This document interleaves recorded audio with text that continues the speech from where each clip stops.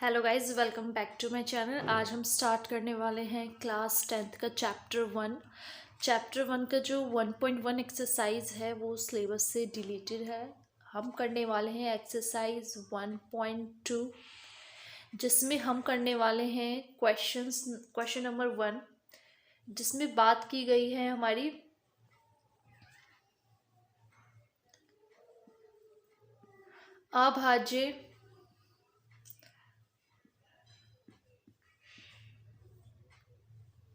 अभाज्य गुणनखंड के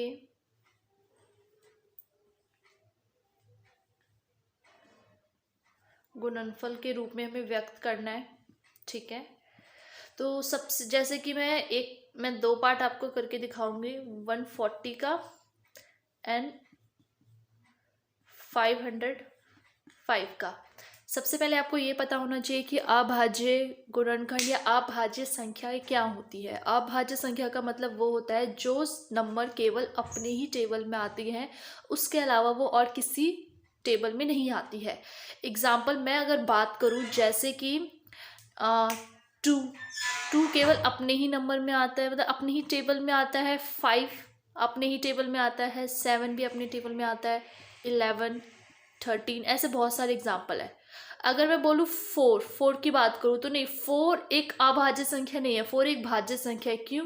क्योंकि 4 2 में भी आता है एंड 4 4 में भी आता है। इस वजह से 4 क्या हो गया, एक भाज्य संख्या हो गया। एंड वही मैं सेम इन नंबर की बात करूँ, 2 5 7 11 13 17 19 2 23, ऐसे करके बहुत सारे नंबर है जो अभाज्य क्या होते हैं, जो केवल अपने ही टेबल में आते हैं, उसके अलावा वो और किसी टेबल में नहीं आते हैं। तो मैं आपको अभाज्य गुणनखंड, इसके गुणनफल निकाल के दिखाऊंगी, जो बहुत ज़्यादा ईजी है, कोई ज़्यादा टफ नहीं है। मैं इसमें सबसे पहले निकाल रही हूँ 140 का। बहुत ईजी है। हमें ऐसे नंबर यूज़ करने हैं जो अभाज्य होते हैं। जैसे कि अभाज्य कौन से नंबर होते हैं, जैसे में 2 एक अभाज्य नंबर है। डायरेक्टली हमें एलसीएम लेना है, बस वर्ड उसमें क्या आ गया, अभाज्य गुणनखंड विधि का यूज़ करना है। तो 2 के टेबल में कितने पे आता है, फिर 2 के टेबल में ये कितने पे आता है, फिर 35 किसके टेबल में आएगा, 5 के टेबल में, और 7 किसके टेबल में आएगा, 7 खुद के टेबल में आएगा। तो यानी 140 के क्या क्या बने हमारे पेयर्स, इसके पेयर बने हमारे 2 कितने बार है, 2 टाइम्स आ रहे हैं, तो 2 की पावर 2। फिर क्या आ रहा है 5, देन क्या आ रहा है हमारा 7। ठीक है, ऐसे मैं करके दिखा रही हूँ 5005 का। 5005 का करने वाले हैं, तो देखिए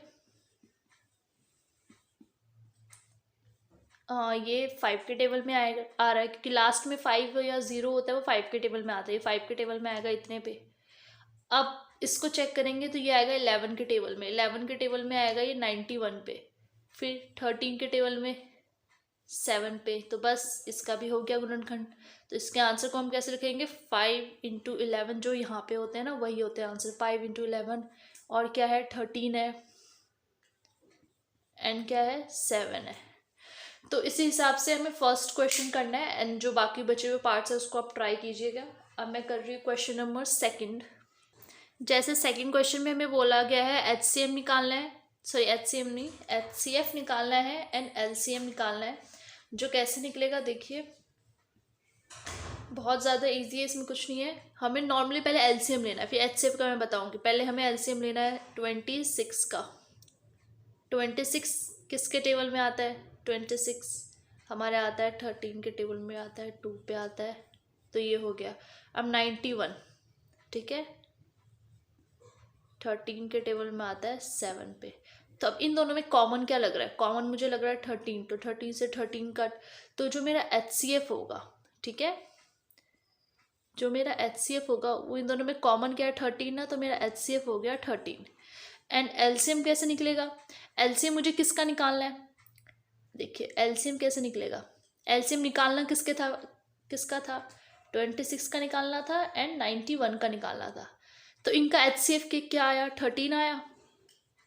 ठीक है, पहले बात क्या लिखना है, एलसीएम में किसका निकालना है, 26 का, 91 का निकालना है। अच्छा, अब इसका एचसीएफ क्या आया, एचसीएफ आया 13। तो अब देखो 13 से दोनों कट रहे हैं, बट हमें किसी एक को ही कट करना है, तो मैं 13 से 91 को कट करती हूँ 7 पे। तो क्या बचा 26 एंड 7। अब 26 को 7 से मल्टीप्लाई कर देंगे, ठीक है। इसका आंसर आ गया 182। ठीक है, तो इस हिसाब से हमें क्वेश्चन करने हैं। और मैं अपनी तरफ से एग्जाम्पल लेती हूँ, एक एग्जाम्पल मैं अपनी तरफ से लेती हूँ। जैसे मैं बात कर रही हूँ 10 एंड 20, तो मुझे इसका HCF निकालना है, LCM निकालना है। तो सबसे पहले तो इसका वही निकालो।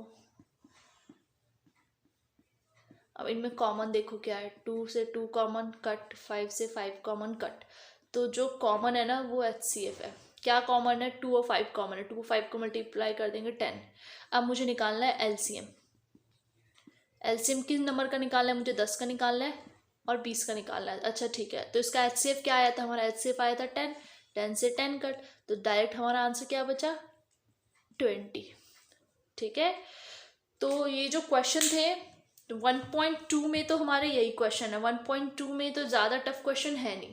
जो इसके आगे के जो क्वेश्चंस है ना वो थोड़े से, जैसे कि हमें √2 को सिद्ध करना है कि बताइए क्या ये एक अपरिमेय संख्या है या नहीं है, और आगे के हमारे डिवाइड वाले क्वेश्चंस हैं, तो उस हिसाब से हम सॉल्व करेंगे। तो अगर आपको मेरी वीडियो अच्छी लगी हो तो प्लीज़ मेरी वीडियो को लाइक कीजिए, शेयर कीजिए एंड सब्सक्राइब कीजिए। हम मिलते हैं अपनी नेक्स्ट वीडियो में, एंड थैंक्स गाइस।